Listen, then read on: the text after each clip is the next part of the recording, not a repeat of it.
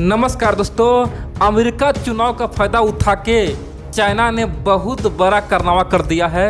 बड़ी बात तो यह है कि हजारों आदमी को मार डाला है। बड़ी बात तो यह है दोस्तों, चाइना में अब विद्रोह उठ चुका है। आप पूछें भाई, अब ये विद्रोह कहाँ उठा है? दोस्तों आप लोग ये समझिए, ये ना हांगकांग में है, ना तिब्बत में है, ना शिनजियांग में है। चाइना का एक अलग प्रांत, वहाँ पे भयानक विद्रोह उठ चुका है। और बड़ी बात तो यह है, शी जिनपिंग अब पगला चुका है। शी जिनपिंग अब आदमी को मारने में तुला हुआ है। बड़ी बात तो वहाँ पे यह है कि दोस्तों अब बच्चे को अब चाइनीज भाषा सिखाने का ऐलान कर दिया है। बोल दिया है कि कोई भी स्कूल हो, प्राइमरी स्कूल हो या फिर कोई भी स्कूल हो, सब में चाइनीज भाषा सिखाओ। बड़ी बात तो यह दोस्तों, वहाँ पे अपना आर्मी उतार दिया है। दोस्तों आप पूछें कि आखिरकार वो कौन सा जगह अब है, कहाँ पे ये हुआ है? दोस्तों आप लोग पूरा वीडियो देखिए। और बड़ी बात तो यह है, शी जिनपिंग पिछले 2 महीने से ऐसा कर रहा है। दोस्तों आप जानते हैं, इस समय अमेरिका पिछले 2 महीना से इलेक्शन में बिजी है। उसी का फायदा उठा के चाइना ने पूरे दुनिया के सामने में बड़ा कारनामा किया है और कोई पकड़ भी नहीं पाया है। दोस्तों आप लोग पूरा खबर देखिए और सच्चाई जानिए। तो चलिए हम लोग शुरू जानते हैं आखिरकार चीन में हुआ क्या है।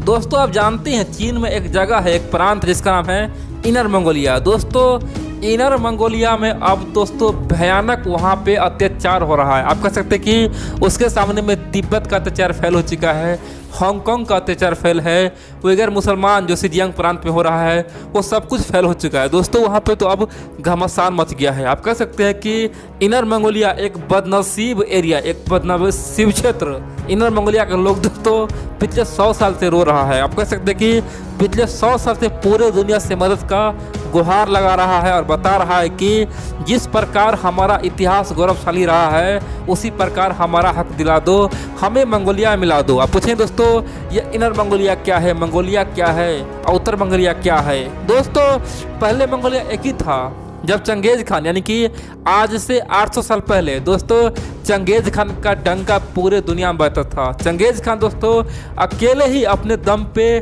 खतरनाक सेना तैयार किया। और बड़ी बात तो यह है, पूरे चाइना को जीता, पूरे तिब्बत को जीता, पूरे मिडिल ईस्ट को जीता, तुर्की को जीता। दोस्तों दुनिया के तमाम देश को जीत दिया। आप कह सकते हैं कि भारत तक पहुंच गया। यानी कि अकेला ही चंगेज खान पूरे दुनिया पे राज करने के लिए सपना देखा था और दोस्तों बहुत कुछ किया। दोस्तों चंगेज खान अपने जीवन काल में कम से कम 4 से 5 करोड़ आदमी को मारा भी। दोस्तों दुनिया का सबसे खतरनाक खुखार आप कह सकते हैं कि तानाशाह था। दोस्तों उसी मंगोलिया का हालत आज बद से बदतर हो चुका है। 2 हिस्सों में आज टूट चुका है। मंगोलिया आज बिखर चुका है। लेकिन बड़ी बात तो यह है दोस्तों, उसका भी कारण चाइना है। आप पूछें कि चाइना यहाँ पे क्या किया? दोस्तों आप जानते हैं, चाइना नाम का एक देश जो आपको मैप में दिखता है ना, वो दोस्तों वो कोई देश है ही नहीं, वो तो हड़पा हुआ आप देश कह सकते हैं। यानी कि जितना भी हड़प हड़प के भारत से अक्साई छीन लिया। दोस्तों इतना ही नहीं, आप कह सकते हैं तिब्बत देश को कब्जा लिया, हांगकांग को कब्जा लिया, शिनजियांग को कब्जा लिया। आप कह सकते हैं कि दुनिया के तमाम देश को लूट फूट के दोस्तों चाइना एक बड़ा देश बना है। दोस्तों उसी प्रकार से मंगोलिया एक बहुत बड़ा देश हुआ करता था। दोस्तों आज से 100 साल पहले, 200 साल पहले दोस्तों मंगोलिया जब कमज़ोर हो गया, जब चंगेज खान दोस्तों मर चुका था, मंगोलिया पूरी तरह से कमज़ोर हो चुका था। दोस्तों उस समय चीन ने मंगोलिया पर कब्जा कर लिया। और बड़ी बात तो यह दोस्तों, चाइना के अंदर मंगोलिया बहुत दिनों से अब तक है ही। दोस्तों आप कह सकते हैं कि जब 1911-12 में जब चीन में लोकतंत्र स्थापित हुआ था, दोस्तों जब KMT पार्टी यानी कि कुओमिंतांग पार्टी ने वहाँ पे लोकतंत्र स्थापित किया, दोस्तों उस समय मंगोलिया में जोर शोर से विद्रोह उठा। और बड़ी बात तो यह है, मंगोलिया वासी उस बार बोल दिया कि, यानी कि दोस्तों ये बात 1911-12 की है, सब बोल रहा था कि अब तो हम चीन से बाहर जाएंगे, अब तो हम आज़ाद होंगे। लेकिन दोस्तों चाइना ऐसा होने नहीं दिया। और बड़ी बात तो यह है, उस समय मंगोलिया का समर्थन रसिया कर रहा था। दोस्तों रसिया बोला था कि मंगोलिया को हम आज़ाद दिलवाएंगे, आज़ाद करवाएंगे।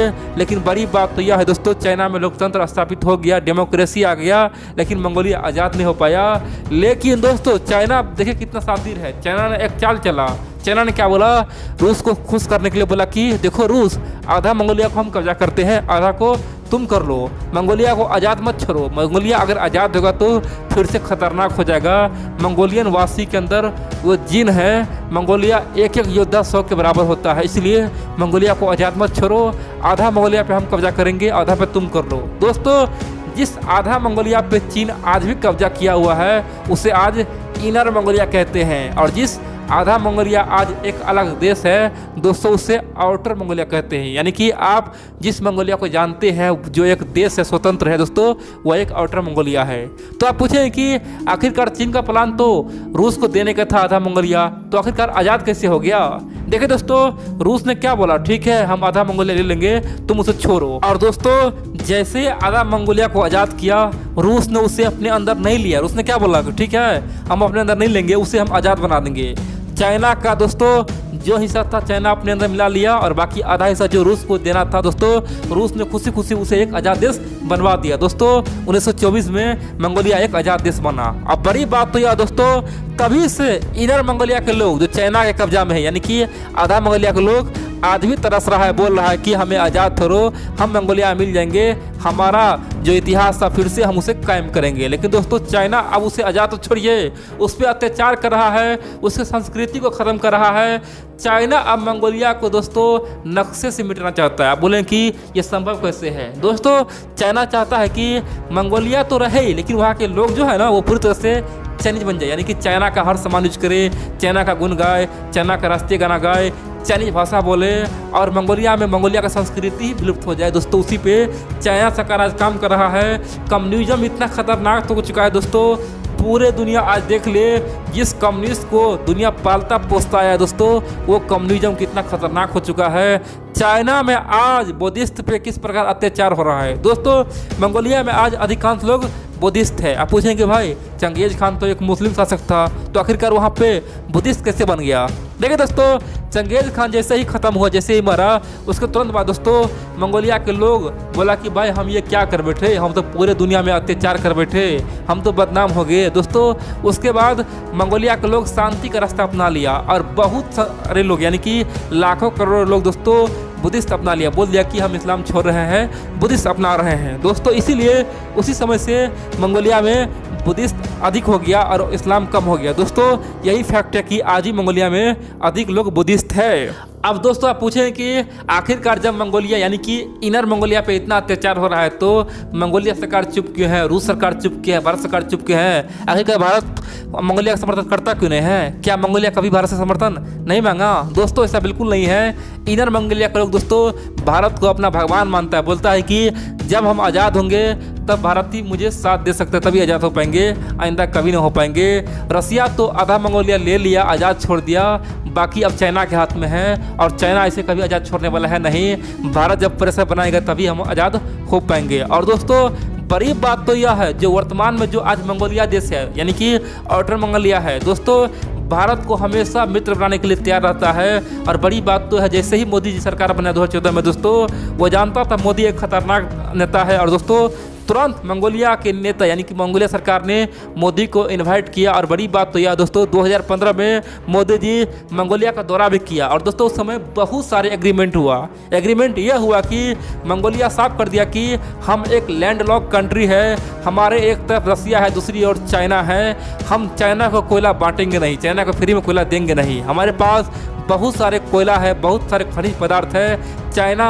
सस्ते भाव में ले रहा है, कौड़ी के भाव में ले रहा है, और हमें चाइना दबाता भी है, इसीलिए हम कभी भी आप चाइना को कोयला नहीं देंगे, भारत सरकार हमसे कोयला खरीदे। दोस्तों 2015 में मंगोलिया ने भारत सामने में हाथ जोड़ के बोला कि आप मेरा कोयला खरीदिए, हमसे आप जो दाम में लेंगे वो दे देंगे, लेकिन चाइना को हम नहीं देंगे।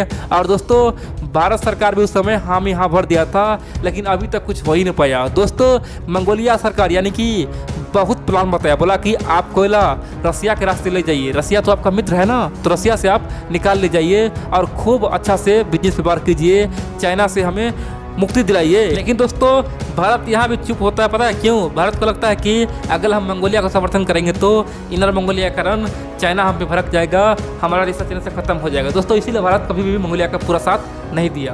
अब दोस्तों हमारे पास एक ही ऑप्शन है, जिस प्रकार 2020 में चाइना ने अत्याचार किया है, वहाँ पे तमाम स्कूल को तोड़ दिया है और सब में आप खासतौर पे मैंडारिन पढ़ाना शुरू कर दिया, यानी कि चाइनीज भाषा लागू कर दिया है। चीन सरकार यानी कि जिनपिंग का कहना है कि अब बच्चा बच्चा चाइनीज भाषा सीखेगा, मैंडारिन सीखेगा, सब मैंडारिन बोलेगा, अब कोई भी मंगोलियन भाषा नहीं बोलेगा, जो बोलेगा उस पर अत्याचार करेंगे, उसे मारेंगे, कोई बच्चा नहीं बोला आएगा नहीं, क्योंकि अब यूएसए में इलेक्शन हो रहा है, भारत कुछ बोले बोलेगा नहीं, दुनिया कुछ नहीं बोलेगा। हम मंगोलिया को पहले सबक सिखाएंगे, उसके बाद ही तिब्बत को सबक सिखाएंगे। दोस्तों अब जिनपिंग सरकार पूरी तरह से मंगोलिया को बदलने का प्लान कर रहा है। वो जानता है कि अगर मंगोलिया को अभी हम सीधा नहीं कर पाए तो आने वाले समय में इनर मंगोलिया हमारे हाथ से जाएगा, और जिस दिन इनर मंगोलिया हमारे हाथ से जाएगा उसके तुरंत बाद तिब्बत जाएगा, उसके तुरंत बाद शिनजियांग प्रांत जाएगा, उसके तुरंत बाद हांगकांग जाएगा, और हम तो बर्बाद हो जाएंगे।